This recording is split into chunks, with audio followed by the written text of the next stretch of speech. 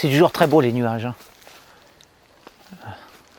Ce sont les choses les plus simples qui font partie des choses les plus belles. Hein. Eh ben oui, ça, c'est une vérité universelle. Hein. Je vais vous parler de la vacuité de la psychanalyse ainsi que de la surinterprétation religieuse. Bon, c'est un peu ronflant comme sujet de monologue, mais vous allez voir, en fait, c'est très simple. Je vais vous parler des blabla issus de la psychanalyse. Hein. Pour moi, tout ça, c'est un mélange de bluff, de bavardage, de surinterprétation, de fausseté, hein, de mensonge. Carrément, parfois c'est purement et simplement du mensonge. On brode, on surinterprète, on fait des analyses de ce qui n'est absolument pas analysable, et puis on en vient à des mensonges, à des aberrations, comme des volumes qui sont écrits au sujet de la psychanalyse. Vous avez la psychanalyse freudienne, l'analyse de Jung, etc., etc., etc. En finalité, pour moi, c'est du verbiage cérébral, du blabla intellectuel. Il n'y a rien au bout et rien ne vaut la contemplation d'un beau paysage. Pour s'équilibrer, hein, pour trouver la sérénité, pour méditer, rien ne vaut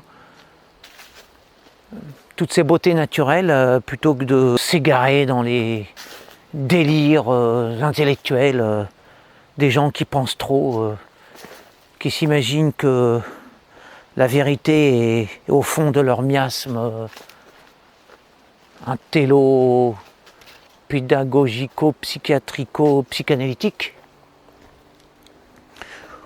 J'ai déjà mis le nez dans les écrits freudiens. Bon, ça m'est tombé des mains. D'abord, c'est pas très compréhensible. Je me suis bien vite rendu compte que tout ça, c'est de la fumée. Et qu'on n'explique pas les gens, les hommes, les situations humaines, les destins avec des pseudo-explications qui trouvent leurs racines dans l'enfance. Je n'y crois absolument pas. J'y ai cru lorsque j'étais naïf, puis je me suis quand même assez vite rendu compte que tout ça c'était du blabla pour crédules instruits et intelligents, prétendument éclairés. C'est comme dans la religion, ils ont expliqué doctement que la croix c'était la verticalité, la droite, la gauche et puis le bas, etc. Alors que la croix chrétienne, c'est juste le résultat d'un mode de supplice romain, c'est tout, point final.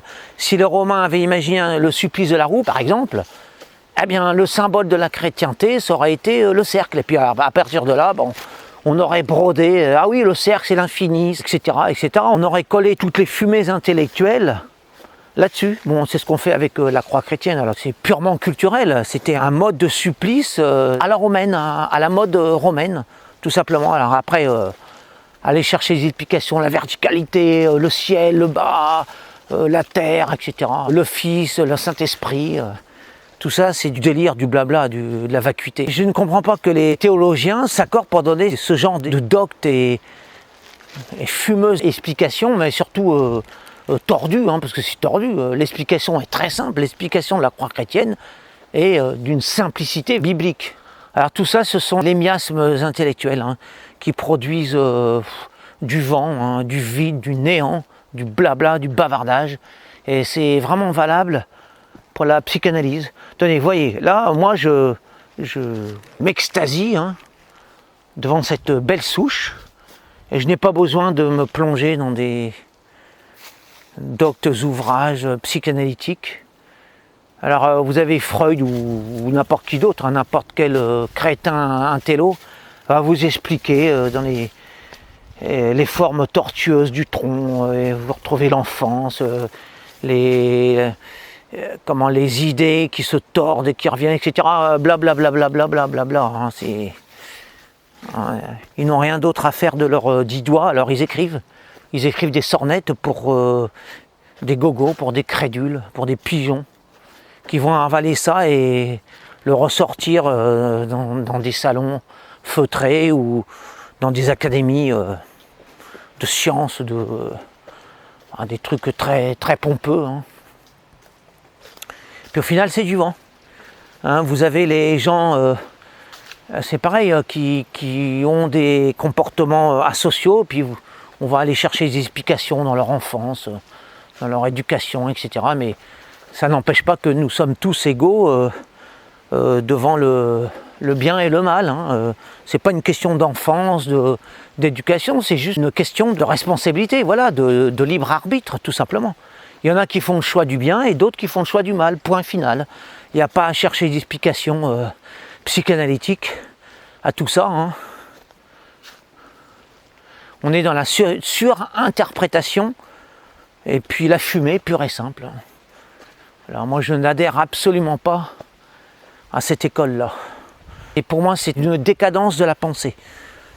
Voilà, quand on pense trop, quand la civilisation devient trop raffinée, trop sophistiquée, et ben on débouche sur ce genre d'aberration, hein. C'est-à-dire la littérature psychanalytique. Moi j'en reste toujours devant la simplicité des choses. Rien de tel que la vérité qui sort de la simplicité.